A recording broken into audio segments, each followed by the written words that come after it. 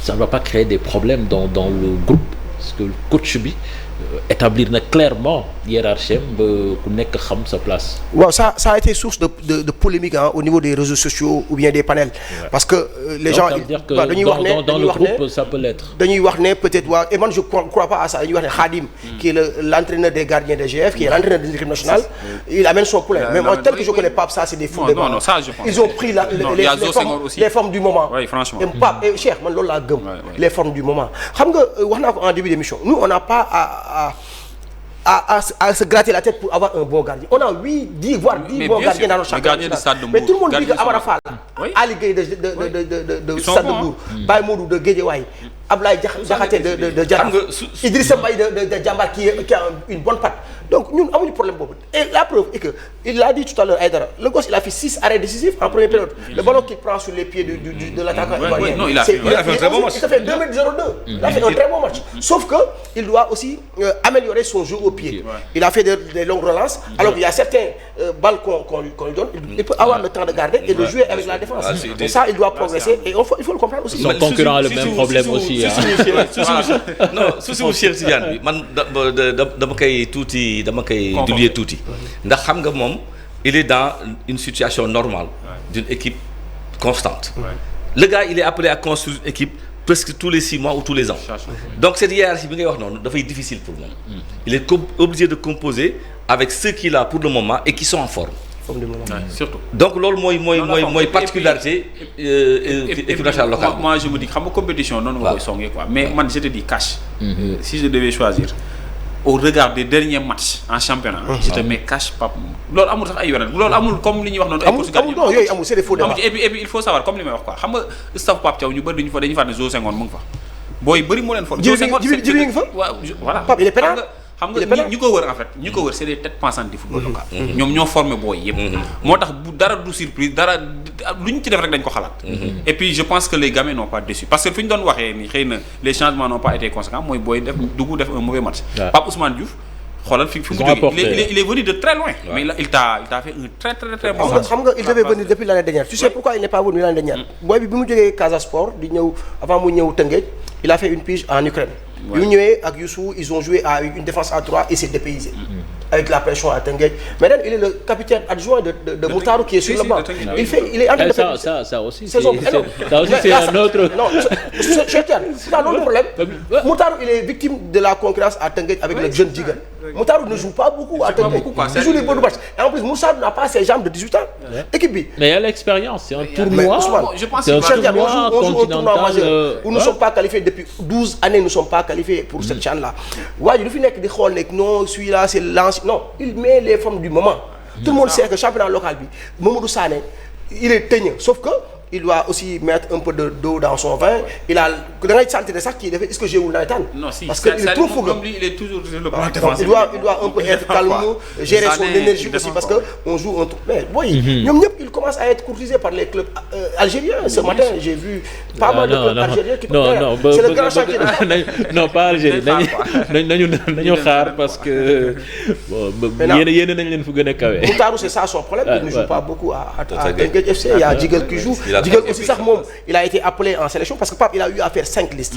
Kenn du wax ne Pape bàyyiwul il a ratissé large. Non, ils ont beaucoup travaillé. Il a ratissé large chaque semaine ak liste bees. Maintenant il s'est appuyé sur les cartes parce que première liste bi amul kenn ku def qualificatif koo xam ne Pape woon na la. Il s'est basé que sur l'existentiel, les formes du moment. Ni mu gis ni mu seetaan quoi. Et puis il demande. Il demande. Et Pape il y a beaucoup de demandes. Pape hormis les samedis et dimanches qu'il vient au stade. Pape il se rend dans les clubs pour voir l'entraînement des gosses. En collaboration avec les entraîneurs locaux. Il se déplace taal otom dem xool booy parce que li nga gis stade le dimanche et le samedi. Bokkul li nga gis séance d'entraînement. Séance d'entraînement c'est un autre c'est autre chose que Pape. Mais tax il faut le saluer. Il a dit aussi il est accompagné d'un staff vraiment qui connaît vraiment les gosses. Alors on va rester. Excusez-moi li ma gën a neex ci équipe bi mooy moyenne d'âge. Cheikh Lamine Camara l'année dernière il a joué la finale Coupe Sénégal junior. À 19 ans. Il a 19 ans. On va rester avec Pape Thiaw qu'on va écouter naturellement satisfait de cette victoire mais quand même il est conscient que rien n'est joué. Il se projette déjà sur ce match ô combien important face à l'Ouganda.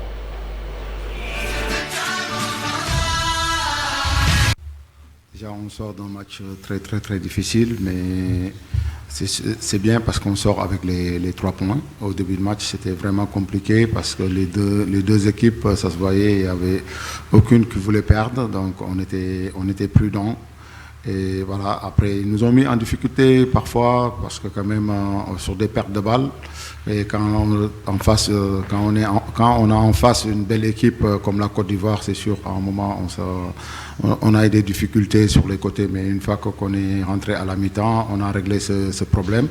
On est rentré avec plus d'envie, surtout dans l'impact physique et aussi installer notre jeu dans leur tiers. Donc ça nous a permis un tout petit peu d'avoir des occasions et surtout de marquer un but et qui nous vaut cette victoire. Et aussi, pour moi, c'est une bonne entente pour entrer dans une compétition. Dans le football, quand ça se passe comme ça, on parle de coaching gagnant, mais après, pour moi, tous mes joueurs sont importants, que ce soit notre champion d'Afrique, Aliou Badara Fati et Montaro Baldé, sont des joueurs vraiment importants dans notre groupe, comme tous les autres. Et comme je leur dis, nul n'est indispensable, donc ils sont tous en train de travailler. Et voilà, je pense que aussi l'état d'esprit qu'ils ont, c'est vraiment excellent. Et ils savent que le plus important, c'est le collectif. Donc ils sont dedans. Et je pense que dans un groupe qui veut aller loin dans des compétitions comme ça, je pense qu'on a besoin de tout le monde. Dans la compétition, tous les matchs comptent. Donc ça ne veut pas dire qu'on a gagné ce premier match, on va se relâcher parce qu'on sait pourquoi on est là. Ça fait 11 ans qu'on ne s'est pas qualifié dans cette compétition. Au-delà, on vient de voir vraiment, c'est un niveau très élevé. Je pense qu'il faut continuer à être compétiteur et rester focus sur un objectif qui est très important et surtout rester concentré parce qu'on sait qu'on aura 2 autres matchs très difficiles. Pour parler de Ouganda, je les félicite déjà parce que c'est une équipe qui se qualifie à tous les CHAN. C'est quelque chose d'extraordinaire. Et voilà, là, je n'ai pas encore regardé leur match. Je prendrai le temps de regarder et bien les observer pour essayer de faire quelque chose pour leur faire déjouer. Lamine, je pense que vous le connaissez mieux que moi. C'est un joueur vraiment qui a du talent et qui est un travailleur et très jeune qui est en train de montrer des très belles choses. Sur ce match, je pense qu'on a vu des choses qu'il a pu démontrer et je pense qu'il peut aussi mieux faire. Et aussi, j'ai aimé quand même un gamin comme Lamine qui loupe un penalty et ça lui fait mal jusqu'à pleurer. On voit ses larmes, donc ça veut dire que c'est un gagneur. Et je pense qu'aujourd'hui, au Sénégal, on a besoin de joueurs comme ça. On remercie le public qui nous a vraiment poussés. Et on avait joué déjà un match avant ici contre l'Algérie et aussi ils nous ont poussés. Et je pense que ça, c'est quelque chose d'extraordinaire. Et aussi, on démarre bien la compétition, la plus belle des manières, parce que quand même, on ne pouvait pas faire mieux que de gagner. Et là, aujourd'hui, on gagne, on est premier du groupe, mais rien n'est joué.